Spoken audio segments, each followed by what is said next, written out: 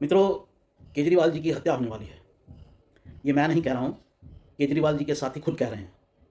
मनीष सिसोदिया जी ने कहा है कि केजरीवाल जी की हत्या होने वाली है और ये हत्या जो है ये बीजेपी करवाएगी। और उन्होंने जो कारण दिया है वो ये है कि क्योंकि बीजेपी एमसीडी में और गुजरात में चुनाव हार रही है और केजरीवाल जी की पार्टी जो है वो सत्ता में हार रही है, तो इस डर से बीजेपी ये काम करवाने में लगी है। साथियों, सवाल ये उठता है कि क्या आज तक देश की आज़ादी के बाद जो दौर है, क्या भारतीय राजनीति में ऐसी किसी भी व्यक्ति की हत्या हुई राजनीतिक कारणों से? नेहरू जी की बेटी इंदिरा जी की हत्या हुई तो उसके कारण जो है वो आतंकवाद था। उसी तरह से राजीव गांधी की हत्या हुई तो उसका कारण आतंकवाद था। और उसी तरह से लाल बहादुर शास्त्री जी की जो मौत हुई उसे भी एक हत्या ही माना जाता है, लेकिन वो अंतर्राष्ट्रीय साजिश थी एक तरह से। ऐसी किसी राजनीतिक पार्टी ने भारत के किसी दूसरे राजनेता की इसलिए हत्या करवा दी हो कि वो चुनाव हार रहा है, ऐसा तो देश में हुआ नहीं है। तो ये शगुफा जो है वो आम आदमी पार्टी ने पहली बार छोड़ा है कि जो है मेरी हत्या करवाई जा रही है या हत्या करवा दी जाएगी केजरीवाल जी की। तो केजरीवाल जी ऐसा क्यों कह रहे हैं, ये एक जानने का विषय है। देखिए, केजरीवाल जी के इसके दो कारण हैं।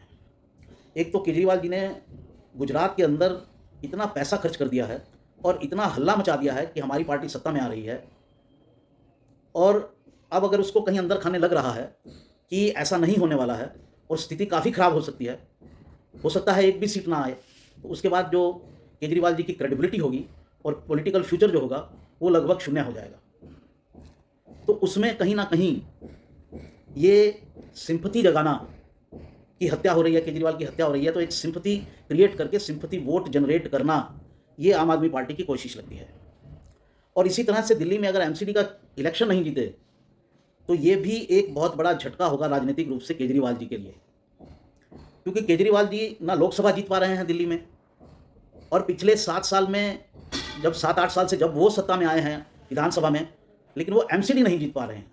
एमसीडी में पिछले 15 साल से बीजेपी ही जीतती रही है।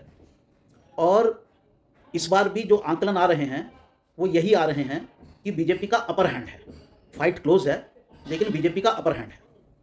और अगर इस बार भी केजरीवाल नहीं जीतते तो ये उनके आगे के पॉलिटिकल करियर के लिए बहुत बड़ा झटका होगा। फिर विधानसभा में भी उनको अच्छी बड़ी चुनौती मिलने की संभावना है। तो ये कहीं ना कहीं केजरीवाल जी की स्ट्रेटजी का पार्ट लगता है कि सिंपैथी वोट क्रिएट किया जाए, क्योंकि वैसे तो ज़मीन जो है वो बहुत उपजाऊ लग नहीं रही है अब। शुरू में गुजरात में ज़रूर ऐसा लगा था कि वोटर उनकी तरफ आकर्षित हो रहा है, वोटर आकर्षित हुआ भी था, लेकिन जो आकर्षित वोटर हुआ था वो कुछ तो उनके साथ है, लेकिन कुछ जो उसका हिस्सा है वो वापस कांग्रेस की तरफ चला गया है। अगर आंकड़ों को देखें तो केजरीवाल जी मोटे तौर पर जो है वो कांग्रेस के वोट को ही अपनी तरफ खींच रहे थे, क्योंकि बीजेपी का जो वोटर है गुजरात में वो इंटैक्ट बना हुआ है। जितनी पिछली बार 49% के आसपास पिछली बार उनको वोट मिले थे, और इस बार भी जो आंकलन आ रहे हैं वो बता रहे हैं कि 49-50% के आसपास ही जो हैं उनके वोट आ रहे हैं बीजेपी के। तो मुख्य रूप से जो भी असर पड़ रहा है वो कांग्रेस के वोट पर पड़ रहा है। तो सवाल ये है कि केजरीवाल जी जो ये राजनीति कर रहे हैं, क्या लॉन्ग टर्म में इसका उनको लाभ होगा?